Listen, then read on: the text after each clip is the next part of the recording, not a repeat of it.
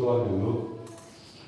Deuteronomy 24:18. For you shall earnestly remember that you were a slave in Egypt, and the Lord your God redeemed you from there. Therefore, I command you to do this. It said what? You were slave in Egypt. You were slave. I take note of that. Those are little things. As we do backstage teaching, we got to look at the you were slave in Egypt. So coming out of Egypt and coming out of slavery are two separate issues. Hello? Coming out of Egypt and coming out of slavery are two separate issues.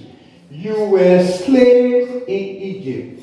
Here it is. So, the very day Moses goes before Pharaoh and says, God said you should let the people go, and Pharaoh refuses, the 10 plagues starts.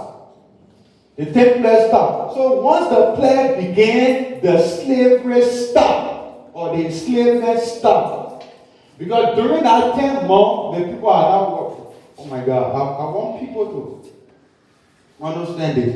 He comes, he said, God said you should let the people go. And when he refuses, plague stop. So once the plague start, the enslavement stop.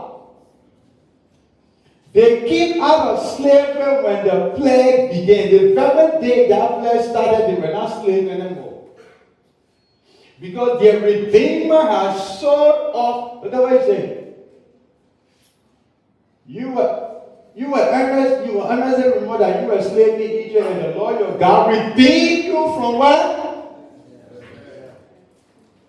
He redeemed you from death. You need to understand this, because they get to the promised land that is closed. They not enter the land to seek the land, but they didn't take the land because something is still affecting them from Egypt.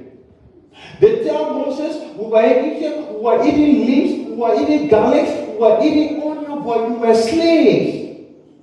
You were eating garlic and leaves and flesh and onion, but you were in Pharaoh's kitchen. Slaves are in the kitchen and God is bringing you to the land filled with milk and honor, but you're still thinking about slavery.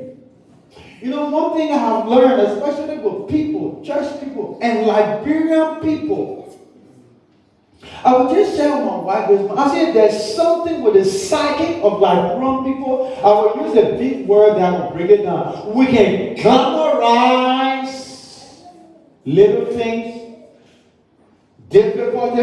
We feel so comfortable with suffering and pain. We always glamorize the past. We always look the past look bigger. Hey, some of you got to come to me. We always think that yesterday used to be good. That we do the same thing with the leadership that come in power. It used to be good, but your life not changing. Nothing changed about you. Yesterday used to be good. Then go lazy yesterday. I said before that I used to. Before then, no, it's never. For people of God, we go from glory to glory. Because you see, when God called everybody that he called in scripture, he told them more about their future than their past. It's not possible that your past is always better than your future. Then you know, if you do that, you know what happens?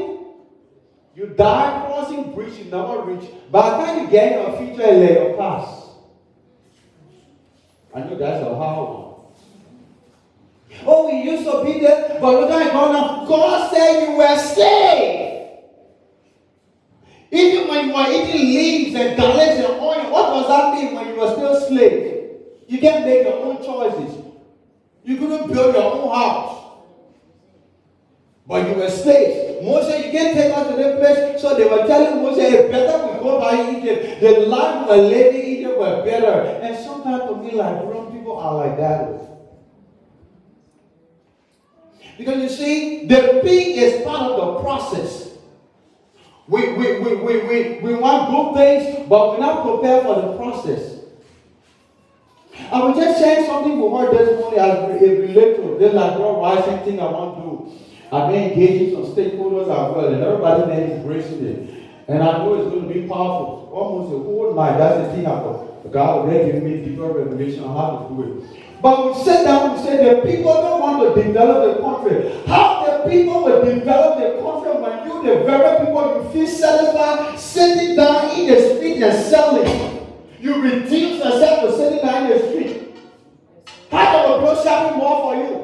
You just let your leader know that I don't deserve good things. I belong in the street. When rain water comes, they flash on me. When the car park, the wet better water on me. I'm a mess.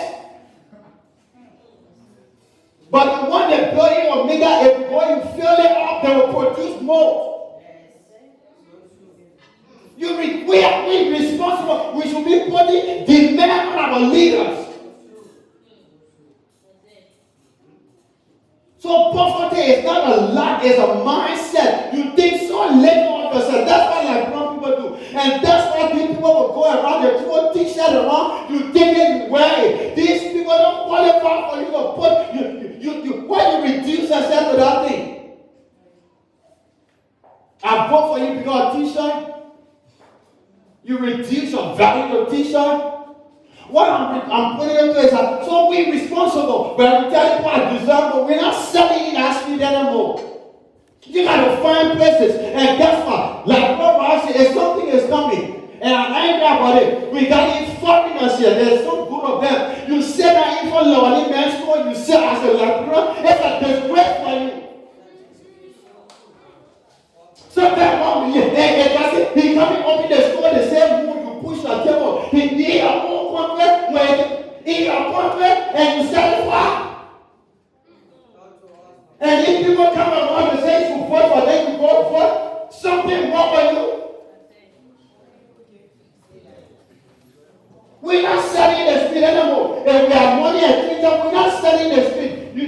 You know what you do? This is your country. If they get work for you, what they will do? You can sell in store without having money. Please, they send the mail, you know what you do for us? There's a particular store we wanted.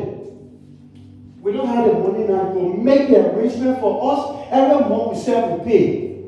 In the store, this is my section. You register your business. Bureau this. This is your section. That's your section. That's your section. That adding value to creativity. We want to sell vegan, we get money. We're not selling the street again. You put the food in the street, then you go, the doors all wasting on it, like bro, definitely it out. Then when you take it, you put it on you, rice come on you, you say, I guess take that from somewhere. Then I'll be. And that's when you bought right there, they don't buy it really. You know what? Vegan food, we're not selling the street anymore. We're selling store. We got money to rent the store, send a corporation, you will help us. What will put your power for? But the point I'm coming from is the same thing God trying to do with these people to elevate their level, and they say we were staying in them, we were eating leaf.